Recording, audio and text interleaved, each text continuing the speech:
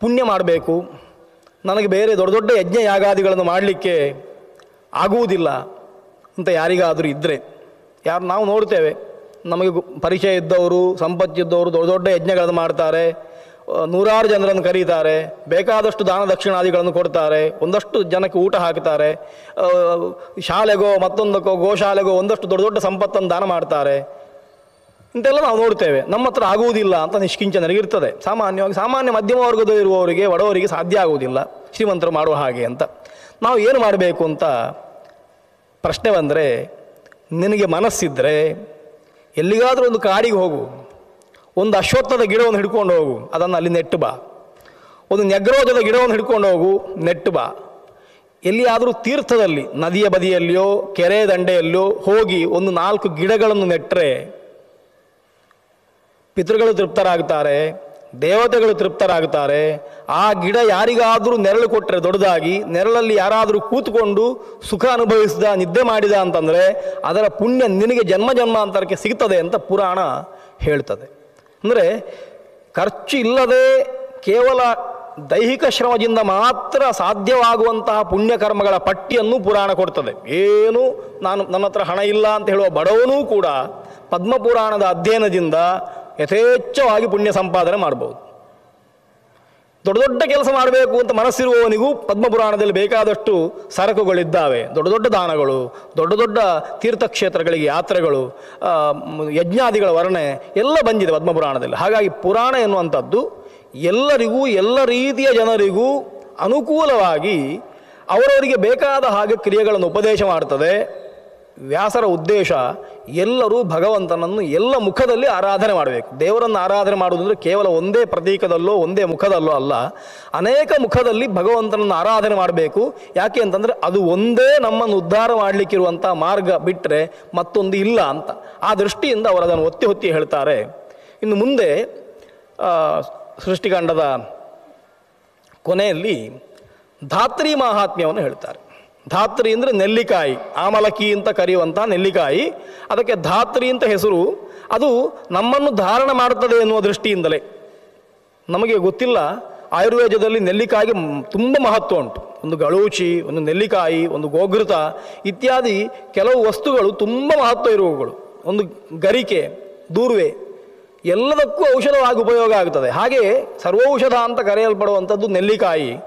ಅದನ್ನು ಸೇವನೆ ಮಾಡಿದರೆ ಎಷ್ಟೋ ರೋಗಗಳು ನಿವಾರಣೆ ಆಗ್ತದೆ ಅಂತ ಉಂಟು.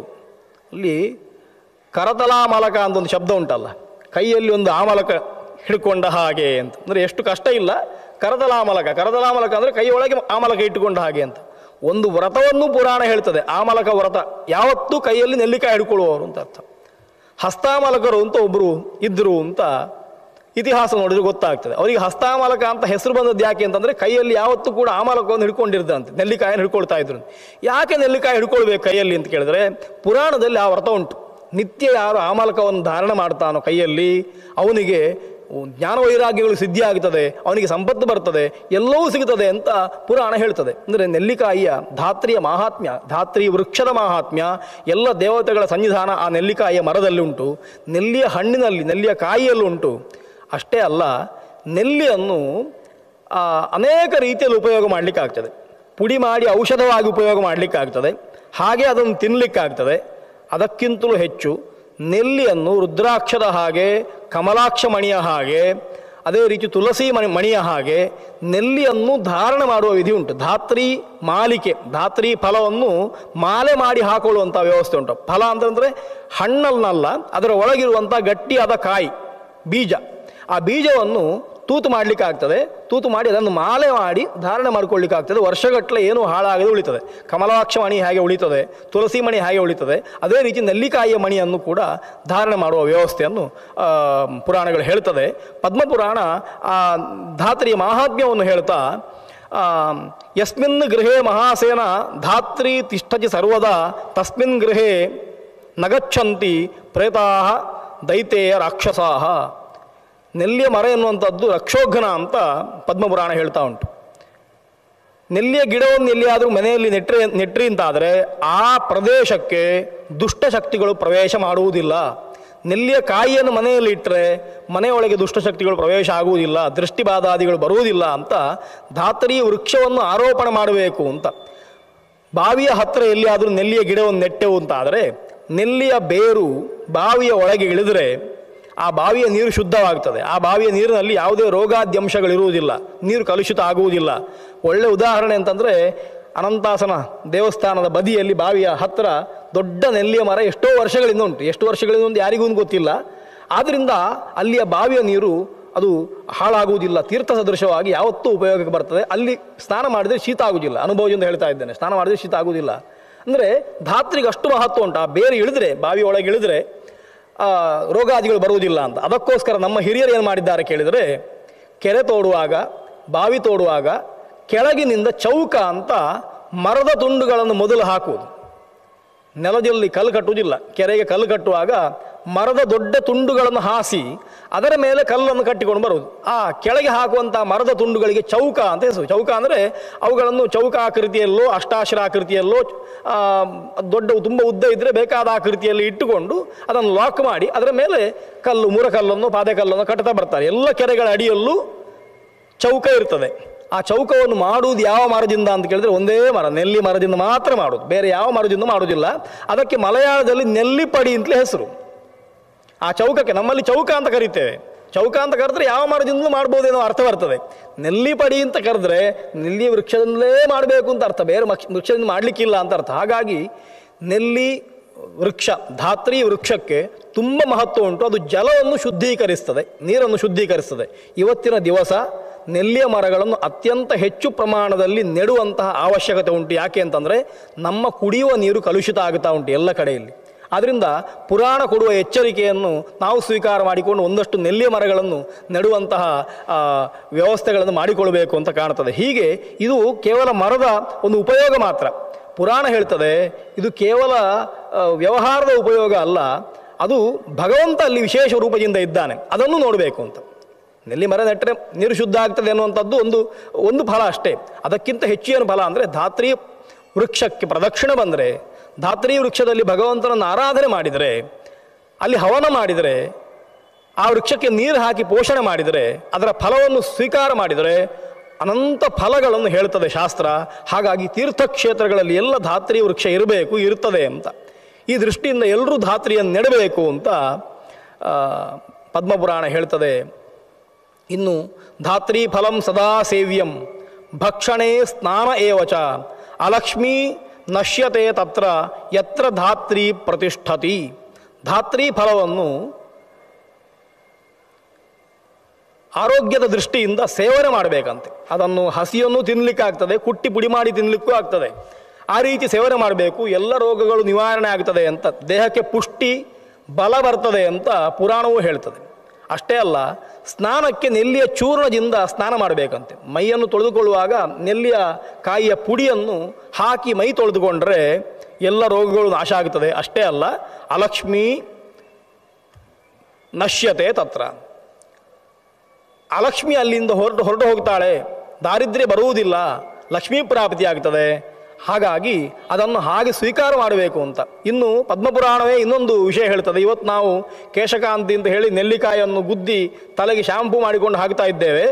ಅದನ್ನು ಪದ್ಮಪುರಾಣ ಹೇಳಿದ್ದು. ಪದ್ಮಪುರಾಣದಲ್ಲೂ ಆ ವಿಷಯ ಉಂಟು, ಆಯುರ್ವೇದ ಗ್ರಂಥಗಳಲ್ಲಿ ಬೇಕಾಷ್ಟು ಕಡೆಯಲ್ಲಿ ಉಂಟು. ನೆಲ್ಲಿಕಾಯಿಯನ್ನು ಪುಡಿ ಮಾಡಿ ತಲೆಗೆ ಹಾಕಬೇಕು ಅಂತ. ಕೇಶದ ವರ್ಣ ಸಂಪಾದನೆಗೋಸ್ಕರ, ಕೂದಲು ಕಪ್ಪಾಗಲಿಕ್ಕೆ ಅಥವಾ ಕೂದಲಿಗೆ ಬಣ್ಣ ಬರಲಿಕ್ಕೆ ನೆಲ್ಲಿಕಾಯನ್ನು ಉಪಯೋಗ ಮಾಡಿ ಅಂತ ಪದ್ಮಪುರಾಣ ಬಾಯಿ ಬಿಟ್ಟು ಹೇಳಿದೆ. ವ್ಯಾಸರು ಯಾವುದನ್ನೆಲ್ಲ ಹೇಳಿದ್ದಾರೆ ಅಂತ ನಮಗೆ ಇನ್ನೂ ತಿಳ್ಕೊಳ್ಳಿಕ್ಕೆ ಆಗುವುದಿಲ್ಲ. ಆದ್ದರಿಂದ ವ್ಯಾಸೋಚ್ಚಿಷ್ಟಂ ಜಗತ್ ಸರ್ವಂ ಅಂತ ಬಂದಿದೆ. ಎಲ್ಲ ವಿಷಯಗಳನ್ನು ಹೇಳಿಬಿಟ್ಟಿದ್ದಾರೆ, ಅಲ್ಲಲ್ಲೇ ಹೇಳ್ತಾರೆ, ಸಣ್ಣ ಸಣ್ಣ ವಿಷಯಗಳನ್ನು ಹೇಳಿಬಿಡ್ತಾರೆ. ನೆಲ್ಲಿಕಾಯನ್ನು ತಲೆಗೆ ಸ್ನಾನ ಮಾಡುವಾಗ ಗುದ್ದಿ ಉಪಯೋಗ ಮಾಡಬೇಕು ಎನ್ನುವ ವಿಷಯವನ್ನು ವ್ಯಾಸರು ಹೇಳಿದ್ದಾರೆ ಅಂತ ಗೊತ್ತಾದರೆ, ಅಂದರೆ ಪದ್ಮಪುರಾಣ ಎನ್ನುವ ದೊಡ್ಡ ವಿಷಯವನ್ನು ನೋಡುವಾಗ ಇದೆಲ್ಲ ಸಣ್ಣ ಸಣ್ಣ ವಿಷಯಗಳು, ಆದರೆ ನಮಗೆ ನಿತ್ಯ ಜೀವನಕ್ಕೆ ಉಪಯೋಗ ಉಂಟು ಅಂತ. ನಾನು ಈ ವಿಷಯವನ್ನು ಯಾಕೆ ಹೇಳ್ತೇನೆ ಅಂತಂದರೆ ಪಕ್ಕ ಮರೆತು ಹೋಗುವುದಿಲ್ಲ ಅಂತ. ಬೇರೆ ಯಾವುದೋ ವೇದಾಂತ ವಿಷಯಗಳು ಯಾವುದೋ ಕಾಲಕ್ಕೆ ಮರೆತು ಹೋದಾವು. ಇದು ಇಲ್ಲ, ನೆಲ್ಲಿಕಾಯಿ ಪದ್ಮಪುರಾಣದಲ್ಲಿ ಬಂದಿದೆ ಅನ್ನೋದು ನೆನಪಿರ್ತದೆ, ನೆಲ್ಲಿಕಾಯನ್ನು ನೋಡಿದಾಗ ನೆನಪಾಗುತ್ತದೆ. ಆ ದೃಷ್ಟಿಯಿಂದ ಇದು ಮುಖ್ಯ, ಜನಸಾಮಾನ್ಯರಿಗೆ ಮುಖ್ಯ ಆಗುತ್ತದೆ ಅನ್ನೋ ದೃಷ್ಟಿಯಿಂದ ಹೇಳ್ತಾ ಇದ್ದೇನೆ. ಹೀಗೆ ಧಾತ್ರಿಯ ಮಹಾತ್ಮ್ಯವನ್ನು ಹೇಳಿ ಆ ವೃಕ್ಷವನ್ನು ಪೋಷಣೆ ಮಾಡಬೇಕು ಅಂತ ಪದ್ಮಪುರಾಣ ಹೇಳ್ತದೆ. ಮುಂದುವರಿದು ತುಳಸಿ ಮಹಾತ್ಮ್ಯವನ್ನು ಸೃಷ್ಟಿಕಾಂಡದ ಕೊನೆಯಲ್ಲಿ ಹೇಳಿದೆ. ಭಗವಂತನಿಗೆ ಎಲ್ಲ ಪುಷ್ಪಗಳಾಗುತ್ತದೆ, ಆದರೆ ನಮಗೆ ಕೆಲವು ನಿಯಮಗಳುಂಟು. ಯಾವ ಪುಷ್ಪ ನಾವು ಉತ್ತಮ ಅಂತ ತಿಳ್ಕೊಂಡಿದ್ದೇವೆ, ಶಾಸ್ತ್ರ ವಿಧಾನ ಮಾಡಿದೆ ಆ ಪುಷ್ಪಗಳನ್ನು ದೇವರಿಗೆ ಹಾಕಬೇಕು ಅಂತ. ಪುಷ್ಪಗಳಲ್ಲಿ ಉತ್ತಮತ್ವ ಅಧಮತ್ವ ಹೇಗೆ ಬರ್ತದೆ ಅಂತ ಕೇಳಿದರೆ, ಪುಷ್ಪ ಎನ್ನುವಂಥದ್ದು ಅದಕ್ಕೊಂದು ಲಕ್ಷಣ ಉಂಟು. ಆ ಲಕ್ಷಣದಿಂದ ಯುಕ್ತವಾದರೆ, ವಿಷಾದಿ ವಸ್ತುಗಳಿಂದ ದೂಷಿತ ಅಲ್ಲ ಅಂತಾದರೆ ಅಂಥ ಪುಷ್ಪವನ್ನು ದೇವರಿಗೆ ಹಾಕಬಹುದು. ಕೆಲವು ಪುಷ್ಪಗಳನ್ನು ದೇವರಿಗೆ ಹಾಕಬಾರದು ಅಂತ ಉಂಟು. ಯಾಕೆ ಅಂತಂದರೆ ಬೇರೆ ಕಾರಣಗಳುಂಟು ಅದಕ್ಕೆ. ಆ ಕಾರಣಗಳನ್ನು ನಾವು ನೋಡಬೇಕು. ಹೀಗೆ ಅಂತಹ ಪುಷ್ಪಗಳಿಂದ ಅರ್ಚನೆ ಮಾಡಬೇಕು. ಪ್ರಾಯ ಲೋಕದಲ್ಲಿ ಸಿಗುವಂತಹ 75% ಪುಷ್ಪಗಳನ್ನು ದೇವರಿಗೆ ಹಾಕಬಹುದು. ಎಲ್ಲ ಯಾವ ಪುಷ್ಪದಲ್ಲಿ ಸುಗಂಧ ಉಂಟೋ, ಮಧ್ಯಮ ಸುಗಂಧ, ಕೇಸರ ಉಂಟೋ, ಒಳ್ಳೆಯ ಸಾತ್ವಿಕವಾದ ವರ್ಣ ಉಂಟೋ, ಪುಷ್ಪ ಪಾತ್ರೆ ಉಂಟೋ, ತೊಟ್ಟುಂಟೋ, ಆ ಎಲ್ಲ ಪುಷ್ಪಗಳನ್ನು ಭಗವಂತನಿಗೆ ಅರ್ಪಿಸಬಹುದು. ಪತ್ರಂ ಪುಷ್ಪಂ ಫಲಂ ತೋಯಂ ಅಂತ ಹೇಳುವಾಗ ಎಲ್ಲ ಪುಷ್ಪಗಳು ಬಂದವು. ಕೆಲವು ಪುಷ್ಪಗಳನ್ನು ಅರ್ಪಿಸಬೇಡಿ ಅಂತ ಹೇಳಿದ್ದುಂಟು, ಅವುಗಳನ್ನು ಬಿಟ್ಟು ಅಂತ ಅರ್ಥ, ಅದು ಇಟ್ಟುಕೊಳ್ಳುವ ಹಾಗೆ. ಆದ್ದರಿಂದ ಭಗವಂತನಿಗೆ ಯಾವುದನ್ನು ಹಾಕಬಹುದು ಅಂತಾಯಿತು. ಪುರಾಣ ಹೇಳ್ತದೆ ಯಾವುದನ್ನು ಬೇಕಾದರೆ ಹಾಕಿ, ತುಳಸಿಯನ್ನು ಹಾಕಲಿಲ್ಲ ಅಂತಂದರೆ ನಿಮ್ಮ ಪೂಜೆ ಪೂರ್ಣ ಆಗುವುದಿಲ್ಲ. ಯಾಕೆ ಅಂತಂದರೆ ಭಗವಂತನಿಗೆ ಅತ್ಯಂತ ಪ್ರಿಯವಾದ ತುಳಸಿ ಅಂತ. ಅದು ಯಾಕೆ ಹಾಗೆ, ದೇವರಿಗೆ ಯಾಕೆ ತುಳಸಿ ಮೇಲೆ ಅಷ್ಟೊಂದು ಪ್ರೀತಿ ಅಂತ ಕೇಳಿದರೆ, ನಮಗೆ ಉಪ್ಪಿನಕಾಯಿ ಅಂದರೆ ಭಾರಿ ಇಷ್ಟ ಅಂತ ಎಣಿಸ್ಕೊಳ್ಳುವ. ಎಲ್ಲ ಭಕ್ಷ್ಯಗಳನ್ನು ಮಾಡಿದ್ದಾರೆ, ಉಪ್ಪಿನಕಾಯಿ ಒಂದು ಮಾಡಲಿಲ್ಲ. ಹೇಗಾಯಿತು ಊಟ ಅಂತ ಕೇಳಿದರೆ, ಊಟ ತುಂಬ ಸುಂದರವಾಗಿದೆ, ಎಲ್ಲ ಮಾಡಿ ಹಾಕಿದ್ದೀರಿ, ಉಪ್ಪಿನಕಾಯಿ ಇದ್ದಿದ್ದರೆ ಊಟ ಪರಿಪೂರ್ಣ ಆಗ್ತಿತ್ತು, ಅದು ಇಲ್ಲದೇ ಇದ್ದದ್ರಿಂದ ಊಟ ಪರಿಪೂರ್ಣ ಆಗಲಿಲ್ಲ ಅಂತ ನಿರ್ದಾಕ್ಷಿಣ್ಯವಾಗಿ ನಾವು ಹೇಳಿಬಿಡ್ತೇವೆ. ಅಲ್ಲ, ಉಪ್ಪಿನಕಾಯಿ ಅನ್ನುವಂಥದ್ದು ಏನದು, ಯಕ್ಕಶ್ಚಿತ್ ಎಲ್ಲ ಕಡೆಯಲ್ಲಿ ಸಿಗ್ತದೆ, ಅದು ಅಂಗಡಿಯಲ್ಲಿ ಸಿಗ್ತದೆ, ಹಣ ಕೊಟ್ಟರೆ ಸಿಗ್ತದೆ. ಆದರೆ ನಾವು ಮಾಡಿದ ಭಕ್ಷ್ಯಗಳನ್ನು ಎಲ್ಲರಿಗೆ ಮಾಡಲಿಕ್ಕೆ ಬರುವುದಿಲ್ಲ. ಅದಕ್ಕೆ ಮಾಡಲಿಕ್ಕೋಸ್ಕರವೇ ಎಲ್ಲೆಲ್ಲಿಂದ ಅಡಿಗೆಯವರನ್ನು ಕರ್ಕೊಂಡು ಬಂದಿದ್ದೇವೆ ಅಂತ ಹೇಳಿದರು. ಅದು ಏನು ಬೇಕಾದ್ರೆ ಇರಲಿ, ಉಪ್ಪಿನಕಾಯಿ ನಾವು ಹೇಳುವ ಹಾಗೆ ಭಗವಂತ ತುಳಸಿಯನ್ನು ಹೇಳ್ತಾನಂತ. ಯಾವ ಪುಷ್ಪವನ್ನು ಬೇಕಾದ್ರೆ ಹಾಕಿ, ಎಷ್ಟು ಹಣ ಕೊಟ್ಟು ಬೇಕಾದ್ರೆ ತಗೊಂಡು ಬನ್ನಿ. ಹಣ ಕೊಟ್ಟು ಪುಷ್ಪ ಹಾಕಲಿಕ್ಕೆ ನಿಷೇಧ ಉಂಟು. ಪದ್ಮಪುರಾಣ ಹೇಳ್ತದೆ, ಹಣ ಕೊಟ್ಟು ಕ್ರಯಕೃತವಾದಂಥ ಪುಷ್ಪಗಳನ್ನು ದೇವರಿಗೆ ಉಪಯೋಗ ಮಾಡಬೇಡಿ, ನೀವೇ ಸ್ವತಃ ತನ್ನಿ ಅಂತ ಹೇಳ್ತದೆ. ದೇವರು ಹೇಳ್ತಾನಂತೆ, ನನಗೆ ತುಳಸಿ ಒಂದು ಕೊಡಿ ಹಾಕಿದರೆ ಸಾಕು, ಬೇರೆ ಯಾವ ಪುಷ್ಪವೂ ಬೇಕು ಅಂತಿಲ್ಲ. ಬೇಕು ಅಂತಿಲ್ಲ ಅಂದರೆ ಹಾಕಬೇಡಿ ಅಂತ ಅರ್ಥ ಅಲ್ಲ, ಇದು ಇಲ್ಲದಿದ್ದರೆ ಅದು ಪೂರ್ಣ ಆಗುವುದಿಲ್ಲ ಅಂತ ದಾಸರು ಅದನ್ನು ಹೇಳ್ತಾರೆ. ತುಳಸಿ ಇಲ್ಲದ ಪೂಜೆ ಒಲ್ಲನೋ ಹರಿಕೊಳ್ಳನೋ ಅಂತ. ತುಳಸಿ ಬೇಕು ಅಂತ ಅರ್ಥ, ಅಂದರೆ ಮಹತ್ವ ಅಷ್ಟು ಉಂಟು ಅದಕ್ಕೆ ಅಂತ ಅರ್ಥ. ತುಳಸಿ ಪತ್ರ ಮೇಕಂತೂ ಶತಹೇಮ ಫಲಪ್ರದಂ. ಒಂದು ತುಳಸಿಯ ಎಲೆ 100 ಚಿನ್ನದ ನಾಣ್ಯವನ್ನು ಅರ್ಚನೆ ಮಾಡುವುದಕ್ಕಿಂತ ಹೆಚ್ಚು ಫಲವನ್ನು ಕೊಡ್ತದೆ ಅಂತ. ನಾಣ್ಯೈ ಪುಷ್ಪೈ ತಥಾ ಪತ್ರೈ ನಾಣ್ಯೈ ಗಂಧಾನುಲೇಪನೈ. ಭಗವಂತನಿಗೆ ತೃಪ್ತಿಯಾಗುವುದು ಉಳಿದ ಪತ್ರಗಳಿಂದ, ಉಳಿದ ಪುಷ್ಪಗಳಿಂದ ಹಾಕುವುದಕ್ಕಿಂತ ಹೆಚ್ಚು ತುಳಸಿಯನ್ನು ಹಾಕುವುದರಿಂದ ಭಗವಂತನಿಗೆ ತೃಪ್ತಿಯಾಗುತ್ತದೆ ಅಂತ. ಪುರಾಣ ನಮ್ಮನ್ನು ಇನ್ನಷ್ಟು ಪುಣ್ಯ ಸಂಪಾದನೆ ಮಾಡಲಿಕ್ಕೆ, ಹಣ ಖರ್ಚು ಮಾಡದೆ ಪುಣ್ಯ ಸಂಪಾದನೆ ಮಾಡಲಿಕ್ಕೆ, ಸುಲಭದಲ್ಲಿ ಪುಣ್ಯ ಸಂಪಾದನೆ ಮಾಡಲಿಕ್ಕೆ ಮತ್ತೆ ಎಳೀತಾ ಉಂಟು. ನಿಮಗೆ ತುಳಸಿ ಗಿಡವನ್ನು ನೆಡಲಿಕ್ಕೆ ಏನು ಕಷ್ಟ ಇಲ್ಲ, ಎಲ್ಲಿ ನೆಟ್ಟರು ಬೆಳೀತದೆ, ಹೇಗೂ ಬೆಳೆಸ್ಬೋದು. ಅದನ್ನು ಹೇಳಿದ ಕ್ರಮದಿಂದ ಅದರ ಕೊಡಿಯನ್ನು ತೆಗೆದು ಭಗವಂತನಿಗೆ ಅರ್ಪಣೆ ಮಾಡಲಿಕ್ಕೆ ಏನು ಕಷ್ಟ ಇಲ್ಲ, ತುಂಬ ಸುಲಭದಲ್ಲಿ ಆಗ್ತದೆ. ಸ್ವಲ್ಪ ಸಮಯ ಬೇಕು ಅಂತ ಅಷ್ಟೇ ಬಿಟ್ಟರೆ ಬೇರೆ ಏನು ಬೇಡ, ಶ್ರಮವೂ ಹೆಚ್ಚಿಲ್ಲ. ಅದಕ್ಕೇನು ದೊಡ್ಡ ಕತ್ತಿಯೋ ಕೊಡಲಿಯೋ ಬೇಕು ಅಂತಿಲ್ಲ, ಅಥವಾ ಮರ ಹತ್ತಬೇಕು ಅಂತಿಲ್ಲ. ಅದು ಕೈಗೆ ಸಿಗುವಷ್ಟು ಎತ್ತರ ಆಗುವಂಥದ್ದು, ಅದಕ್ಕಿಂತ ಹೆಚ್ಚು ಎತ್ತರ ಹೋಗುವುದಿಲ್ಲ. ಅದು ಇಷ್ಟು ಒಳ್ಳೆಯ ವ್ಯವಸ್ಥೆ ಪುಣ್ಯ ಸಂಪಾದನೆಗೆ.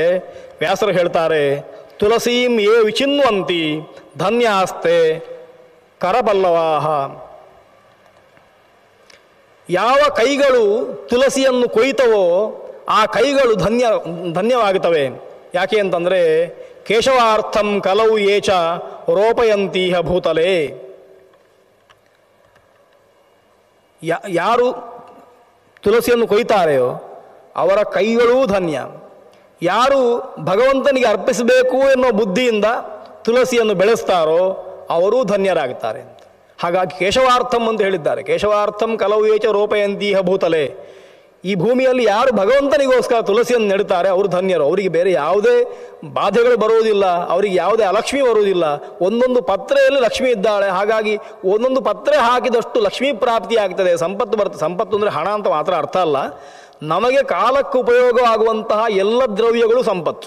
ಕಾಲಕ್ಕೆ ಬೇಕು ಅಂದಾಗ ಉಪಯೋಗ ಆಗುವಂತಹ, ವ್ಯರ್ಥ ಆಗದೇ ಇರುವ, ಸಾರ್ಥಕವಾಗುವ ಎಲ್ಲ ದ್ರವ್ಯ, ವಿದ್ಯೆ ಇರಬಹುದು, ಜನಸಹಾಯ ಇರಬಹುದು, ಹಣ ಇರಬಹುದು, ಹೆಸರಿರ್ಬೋದು, ಗೋವುಗಳಿರ್ಬೋದು, ಮಿತ್ರರಿರ್ಬೋದು, ಯಾವುದು ಬೇಕಾದರೂ ಅದಕ್ಕೆ ಸಂಪತ್ತು ಅಂತ ಹೆಸರು. ಕಾಯ್ತಾ ಇದ್ದೇವೆ, ಅರ್ಧ ಗಂಟೆ ಆಯಿತು ಬಸ್ಸಿಗೆ ಕಾಯ್ತಾ ಇದ್ದೇವೆ, ಬಸ್ ಬರಲಿಲ್ಲ. ಒಂದು ದಿವಸ ಹೋದ ಕೂಡಲೇ ಬಸ್ ಎದುರು ಬರ್ತದೆ ಅಂತಂದರೆ ಅದು ಅದು ಅವತ್ತು ಸಕಾಲಕ್ಕೆ ಬರುವಂಥದ್ದು ನಮಗೆ ಸಂಪತ್ತು. ಉಳಿದವರಿಗೆ ವಿಪತ್ತು ಇನ್ನೂ ನನಗೆ ಗೊತ್ತಿಲ್ಲ, ನಮಗದು ಸಂಪತ್ತು. ಅಂದರೆ ಯಾವುದೇ ವಸ್ತು ನಮ್ಮ ಕಾಲಕ್ಕೆ ನಮಗೆ ನಾವು ಅಪೇಕ್ಷೆ ಪಟ್ಟಾಗ ಭಗವಂತ ಒದಗಿಸ್ತಾನಲ್ವ, ಆ ಹೊತ್ತಿಗೆ ದೇವರು ನಮ್ಮ ಹಿಂದೆ ಇದ್ದಾನೆ ಅಂತ ಎಣಿಸ್ಕೊಳ್ಬೇಕು. ದೇವರಿದ್ದಾನೆ. ಯಾಕೆ ನಮಗೆ ಬೇಕಾಗುವಂಥದ್ದು ಒಳ್ಳೆಯ ಸಂಕಲ್ಪ ಮಾಡಿ ಯಾವ ಕೆಲಸಕ್ಕೆ ಹೊರಟರು ಎಲ್ಲ ಬೇಕಾದ ಹಾಗೆ ಒದಗಿ ಬಂದರೆ ದೇವರು ಕೊಡ್ತಾ ಇದ್ದಾನೆ ಅಂತ ಭಾವಿಸಬೇಕು. ನಾವು ಅದು ಸಿಗದಿದ್ದರೆ ದೇವರಿಗೆ ಬೈತಾ ಇರ್ತೇವೆ, ನಮ್ಮ ಕೆಲಸ ಆಗಲಿಲ್ಲ, ನಮಗೆ ಬೇಕಾದಾಗ ಬಸ್ ಬರಲಿಲ್ಲ, ನಮಗೆ ಬೇಕಾದಾಗ ಜನ ಏನು ಕೊಡಲಿಲ್ಲ ಅಂತ. ಇದಲ್ಲ, ಬೇಕಾದಾಗ ಯಾವತ್ತು ಸಿಗ್ತದೆ ಆವತ್ತು ದೇವರಿಗೆ ಒಂದು ಕೃತಜ್ಞತೆಯನ್ನು ಅರ್ಪಿಸಬೇಕು. ತುಳಸಿಯಿಂದ ಸಾಧ್ಯ ಆಗ್ತದೆ. ಎಲ್ಲರೂ ಗೌಣ ಅಂತ ಭಾವಿಸುವ ಎಲ್ಲಿ ಬೇಕಾದರೂ ಬೆಳೆಯಬಹುದಾದ, ವರ್ಷದಲ್ಲಿ ಎಲ್ಲ ತಿಂಗಳು ಎಲ್ಲ ದಿನವೂ ಬೆಳೀತದೆ. ಕೆಲವು ಪುಷ್ಪಗಳು ವರ್ಷದಲ್ಲಿ ಎಲ್ಲ ದಿವಸ ಆಗುವುದಿಲ್ಲ, ತುಳಸಿ ಆಗಲ್ಲ, ವರ್ಷದ ಎಲ್ಲ ತಿಂಗಳುಗಳಲ್ಲಿ ಎಲ್ಲ ದಿವಸಗಳಲ್ಲಿ ಬೆಳೀತದೆ, ಅದು ಮತ್ತೆ ಚಿಗುರ್ತಾ ಇರ್ತದೆ. ಅಂತಹ ಒಂದು ಗಿಡ ಅಮೂಲ್ಯವಾದದ್ದು. ಅದನ್ನು ಭಗವಂತನಿಗೆ ಹಾಕಿದರೆ ಬೇರೆ ಏನೂ ಕೊಡಬೇಕಾಗಿಲ್ಲ. ದೇವರು ಪತ್ರಂ ಅಂತ ಹೇಳ್ತಾನೆ ಗೀತೆಯಲ್ಲಿ, ಮೊದಲಿಗೆ ಹೇಳಿದ್ದು ತುಳಸಿ ಪತ್ರವನ್ನೇ. ಹಾಗಾಗಿ ಅದನ್ನು ಹಾಕಬೇಕು ಅಂತ ಅದರ ಮಾಹಾತ್ಮ್ಯವನ್ನು ಒಂದು ಅಧ್ಯಾಯದಲ್ಲಿ ಪದ್ಮಪುರಾಣ ವರ್ಣಿಸ್ತದೆ.